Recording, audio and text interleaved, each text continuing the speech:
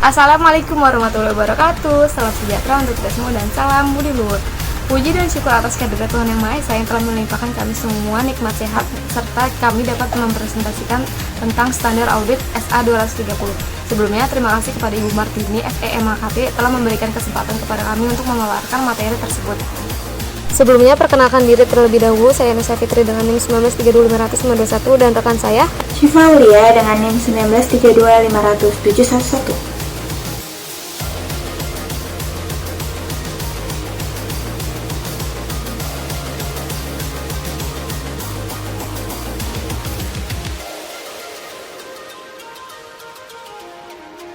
Rumusan masalah yang akan kita bahas pada standar audit SA 230.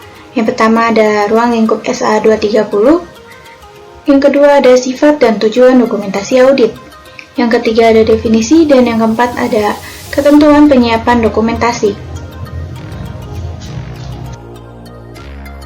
Ruang lingkup SA 230. Standar audit atau SA ini berkaitan dengan kewajiban auditor dalam menyusun dokumentasi audit untuk audit atas laporan keuangan. Lampiran pada bagian akhir SA ini memuat daftar SA lain yang berisi panduan dan ketentuan spesifik. Ketentuan dokumentasi spesifik dalam SA lain tidak membatasi penerapan SA ini. Peraturan perundang-undangan dapat menetapkan tambahan ketentuan dokumentasi.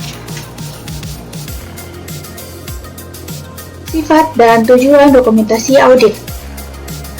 Dokumentasi audit yang memenuhi ketentuan SA ini dan persyaratan dokumentasi spesifik lain sebagaimana tercantum dalam SA lain yang relevan memberikan: pertama, bukti sebagai dasar bagi auditor untuk menarik suatu kesimpulan tentang pencapaian tujuan keseluruhan auditor.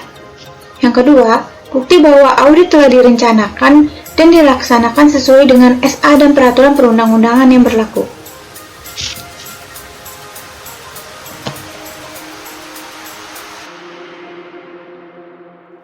Dokumentasi audit juga berfungsi untuk memenuhi tujuan tambahan berikut ini. Yang pertama, membantu tim perikatan untuk merencanakan dan melaksanakan audit.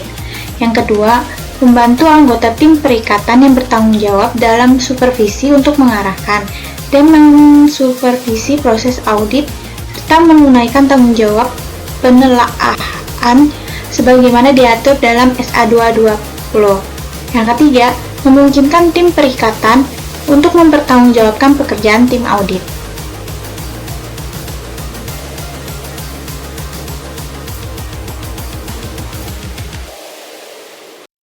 Yang keempat adalah menyimpan catatan atas hal-hal yang signifikan yang berkelanjutan untuk audit di masa yang akan datang.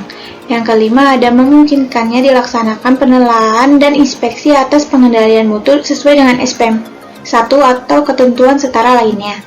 Yang keenam ada memungkinkan dilaksanakannya inspeksi eksternal sesuai dengan peraturan perundang-undangan atau ketentuan lain yang berlaku.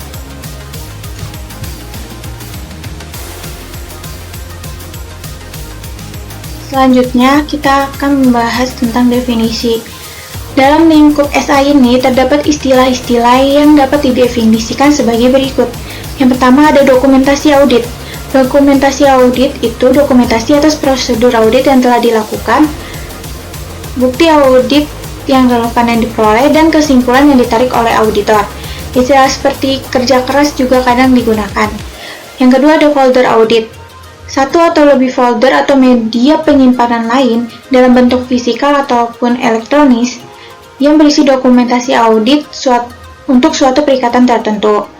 Yang ketiga ada audit berpengalaman. Audit berpengalaman merupakan seorang personil baik berasal dari internal maupun eksternal KP yang berpengalaman dalam praktek audit dan mempunyai pemahaman memadai tentang proses audit, SA dan peraturan perundang-undangan yang berlaku, lingkungan bisnis tempat entitas beroperasi, dan isu audit dan pelaporan keuangan yang relevan dengan industri tempat entitas beroperasi. Selanjutnya presentasi akan dilanjutkan oleh rekan saya Anissa Fitri. Untuk Anissa Fitri dipersilahkan. Selanjutnya, penyiapan dokumentasi audit. Auditor menyiapkan dokumentasi audit tepat waktu, tidak lebih dari 60 hari setelah tanggal laporan auditor. Selanjutnya, pendokumentasian prosedur audit yang telah dilaksanakan dan bukti audit yang diperoleh, bentuk, isi, dan luas dokumentasi audit. Auditor harus menyusun dokumentasi audit yang memadai sehingga memungkinkan seseorang auditor berpengalaman yang tidak memiliki keterkaitan sebelumnya dengan audit tersebut memahami. Yang pertama, sifat, saat, dan luas prosedur audit. Yang kedua, hasil prosedur audit dan bukti audit. Dan yang ketiga, hal signifikan, kesimpulan, pertimbangan profesional. Dalam mendokumentasikan sifat, saat, dan luas prosedur audit yang dilaksanakan, auditor harus mencantumkan yang pertama, identifikasi unsur yang diuji, yang kedua, pelaksanaan audit dan tanggal penyelesaian audit, dan yang ketiga, penelaah pekerjaan audit, tanggal dan luas penelaah. Auditor harus mendokumentasikan pembahasan atas hal signifikan dengan manajemen, pihak yang bertanggung jawab atas tata kelola, dan pihak lain, termasuk sifat hal-hal signifikan tersebut, serta kapan dan dengan siapa pembahasan tersebut dilakukan. Jika auditor menemukan informasi yang tidak mendukung kesimpulan akhir tentang hal-hal signifikan, auditor harus mendokumentasikan pendekatan yang digunakan untuk mengatasi tidak konsistenan tersebut.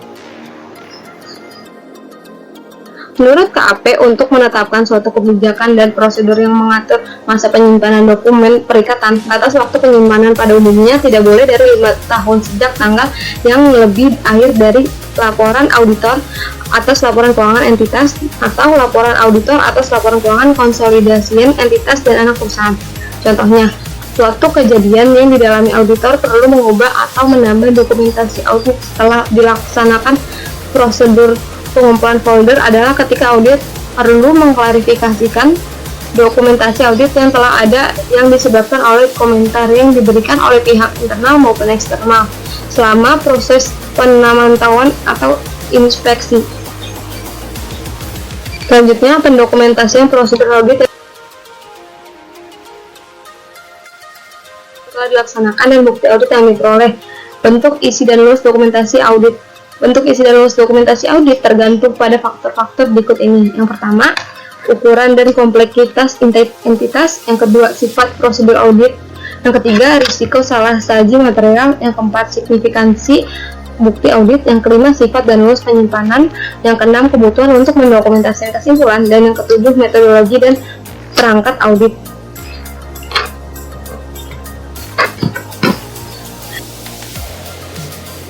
Jadi kesimpulan dari materi ini adalah standar audit SA ini berkaitan dengan kewajiban auditor dalam menyusun dokumentasi audit untuk keperluan audit atas laporan keuangan. Lampiran pada bagian akhir SA ini menurut daftar isi SA lain yang berisi panduan dan ketentuan spesifik. Ketentuan dokumentasi spesifik dalam SA lain tidak membatasi penerapan SA ini. Peraturan perundang-undangan dapat menetapkan tambahan ketentuan dokumentasi. Sifat dan tujuan dokumentasi audit. Dokumentasi audit yang memenuhi ketentuan SA ini dan persyaratan dokumentasi spesifik lain sebagaimana tercantum dalam SA yang relevan, memberikan yang pertama, bukti sebagai dasar bagi auditor untuk menarik suatu kesimpulan tentang pencapaian tujuan keseluruhan auditor, dan yang kedua, bukti bahwa audit telah direncanakan dan dilaksanakan sesuai dengan SA dan peraturan perundang-undangan yang berlaku. Demikian beberapa hal ini yang bisa kami sampaikan pada kesempatan ini. Kami mohon maaf yang sebesar-besarnya apabila ada tutur kata dan perbuatan yang kurang berkenan. Dengan ini presentasi hari ini kami tutup. Terima kasih dan wassalamualaikum warahmatullahi wabarakatuh. Salam budi luhur.